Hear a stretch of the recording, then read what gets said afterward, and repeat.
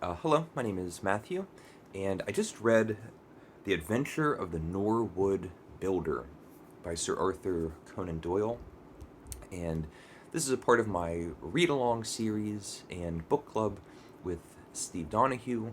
We are reading murder mysteries in the month of March, and we're reading all of the Sherlock Holmes short stories. And I just finished The Adventure of the Norwood Builder, which has several distinctive features to the short story. It's the first proper short story after this huge event that we just went through. The past two short stories, we had the death of Sherlock and then the reemergence of Sherlock, and this is the next story after that, which very quickly hastens into a case of the week. But it has these distinctive elements to it that make it more dynamic, fresh, exciting, differences in tone and suspense, and really strong. There's a few key elements um, that I'll get into that I think are really well done.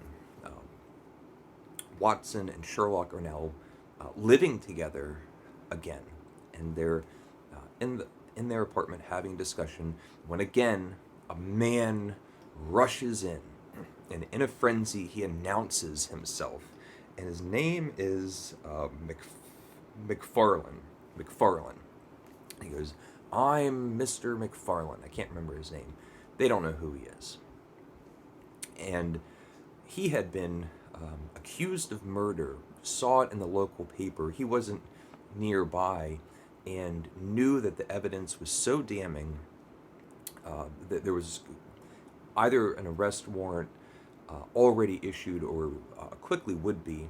And he thought his only hope was to rush to the great Sherlock Holmes. And he even says, please let me tell you my story. And even if Scotland Yard barges into the apartment, even still, let me finish telling my story. If I get arrested, I'll feel so much more assured knowing that there's someone on the case.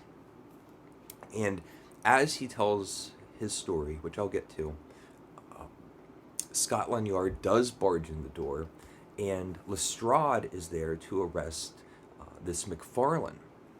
There's two elements that go hand in hand and work so well. Um, for the whole body of the short stories that we've been reading, and also relationships that have been building. The first one is Sherlock's reputation, which in this world is now firmly solidified. It makes sense that someone who is being wrongfully accused of a murder would reach out to a famous consulting detective that is reasonably nearby. And the second part of that reputation is that when Lestrade barges in to arrest him, Sherlock says, "I'd like to hear the rest of his story before you do." And again, Sherlock's reputation and his relationship and professional association with Lestrade makes all of that coherent and makes sense. Uh, Lestrade trusts and respects and has worked with Sherlock, knows that he cooperates with and very much helps Scotland Yard. And so now, on top of those things, we have Sherlock's reputation, his fame on the one hand, his cooperation with Scotland Yard on the other. We also have this new dynamic, which is so dramatic, so suspenseful. Um, at the end of his story, this McFarlane, who's the person that's been wrongfully accused of murder, he will be taken away by Scotland Yard, charged with this horrific crime. And now we have this personal connection with someone who came to Sherlock, told him his story, and if Sherlock doesn't solve the case, someone's going to be wrongfully convicted. And this is a difference that I don't believe that we've seen so far. So many of the stories, somebody comes in, they give their tale, and at the very end of it, Sherlock might go off to work on the case, or he'll even have it solved before the person's done finishing the tale. Now we're in the middle of it. And as it goes along, and as it plays out, we also get to play so much more, the reader gets to play so much more detective work with the details that we're getting, and really feel like there's really a sense in this story, more than I have felt is notable in so many of the past stories, that there's a glimmering, slight chance that a reader could be on to something, and there's plausible theories of what transpired, what actually happened during the crime, the murder. And so the other principal character is this Mr. Jonas Oldeker. Jonas Oldeker. And when he died, he was murdered and dragged to a wood pile, and the wood pile was set on fire. And McFarlane, the accused, was shocked because of several recent events. He knew him. He was someone that his family knew when he was growing up, but the families had parted ways, had become distant, and very recently, like the night before the murder, this Oldeker shows up to McFarlane and asks him to draw a will, and that Oldeker is leaving his entire fortune to McFarlane. And he's asking him to write these documents and to return them back to him. And McFarlane is surprised, but also is following his lead and feeling gracious and feeling as if this is a surprise benefactor. And McFarlane is asked by this Oldeker to visit him late at night. And he visits him, and they go over these documents. There's a safe, and they're in the room, and there's French windows, and the maid that lets them in, and he leaves. He mentions that he left his walking stick somewhere in the house. And Mr. Oldeker says to McFarlane, well, this is the beginning of a new relationship. We're going to be seeing much more of each other. You can just pick it up the next time you're here. And McFarlane innocently leaves and goes out of town on business to do some things when he finds out that there was this great big fire, and that McFarlane was murdered and set ablaze. His body was burnt to ashes. That's the story. And Lestrade's theory is rock solid. And we've heard all of the evidence from, we've heard the testimony from McFarlane. We get the evidence from Lestrade. We have counterpoints from Sherlock, which really do punch holes in the story, but Sherlock admits that his counterpoints are theories that he wants to work on.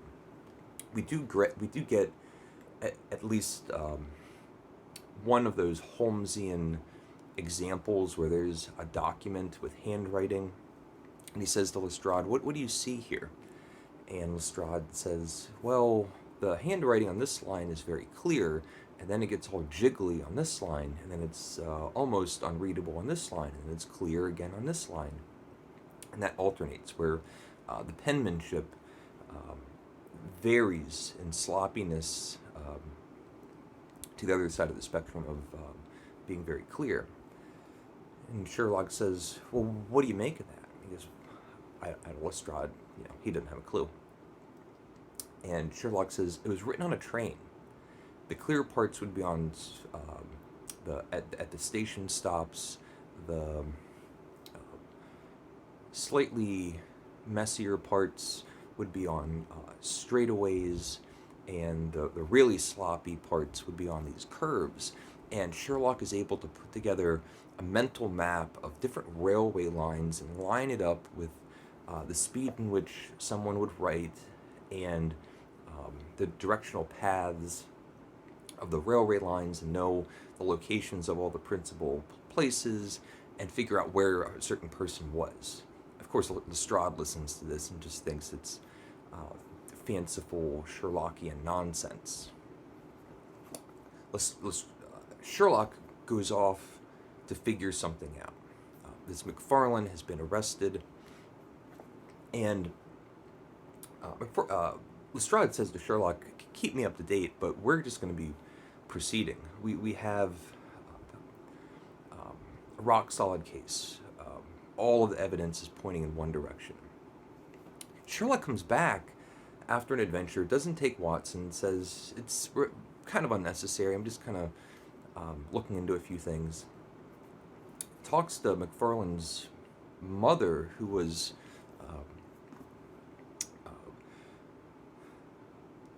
childhood friends, or when McFarlane was a child, the mother was friends with this Oldacre, and then they parted ways. And the mother is saying he was this awful, villainous, mean-spirited, horrible person.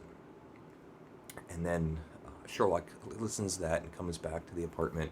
And I'm reading it and thinking, well, he just gave him the will. He just willed him his fortune. There was a big separation with the families. The mother seems embittered. So, I'm playing detective. What does that mean?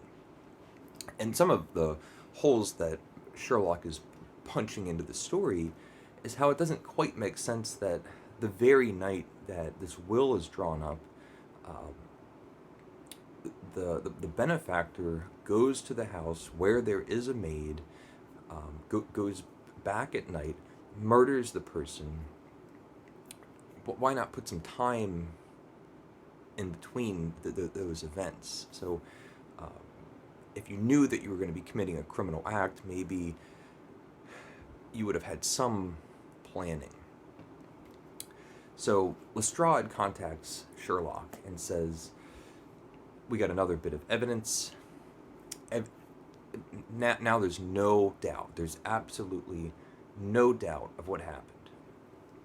Sherlock and Watson go back to the crime scene where Oldacre and McFarlane had first met, and then later on where McFarlane is murdered. And they're in this hallway, and there's a thumbprint. It's a bloody thumbprint. And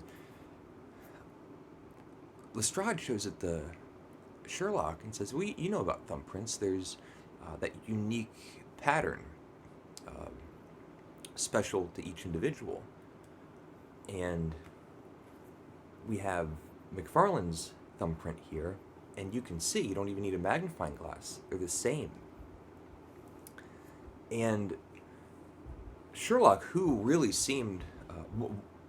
was losing hope, felt like, I guess Lestrade got this one. He had all the evidence really lined up. I had some alternate theories, but I don't have anything that can make a case. And Sherlock sees this thumbprint, and his eyes light up. He's figured it out. And as a reader, to think, well, what is it? How do you fake a thumbprint that clearly is the hammering blow, the last final blow? And Sherlock says, was that thumbprint there the day that all the forensics, or the whatever version of forensics would have been examining this crime scene. And Lestrade says, well, we must have missed it. Well, Sherlock knows it wasn't there the day before. And because Sherlock doesn't miss anything. He knows it. Something is afoot. And I guess I'm not going to spoil the ending just because it really is satisfying. The conclusion, the reveal, the dramatic, theatrical flair that Sherlock puts on to the benefit of the reader, but also very much the theatric element of the reveal is put on for Lestrade. And there's also a cheeky, at some point, the matter of the ashes comes into play, so that the skeletal ashes, and it's mentioned that it was animal remains, and I read that and thought, well, that seems strange because that detail, that bit of evidence, would not have been overlooked by Sherlock. And Watson and Sherlock at the end of it just have this kind of passing conversation about what were the remains. And Sherlock says to Watson, while you're writing this chronicle, you could say that they were rabbits. Something along those lines. Just, there's some plot hole in the story. Sir Arthur Conan Doyle is aware of it, and just kind of throws it into our attention even more. Like, hey, we're telling a story here. Really, really good fun. And from what I remember, a great sign of a lot of terrific short stories that add new elements in the structure of the suspense and drama to come. So, The Adventure of the Norwood Builder by Sir Arthur Conan Doyle. Let me know if you've read it. I hugely enjoyed it. Please leave a comment if you would like. Thank you for watching, and take care.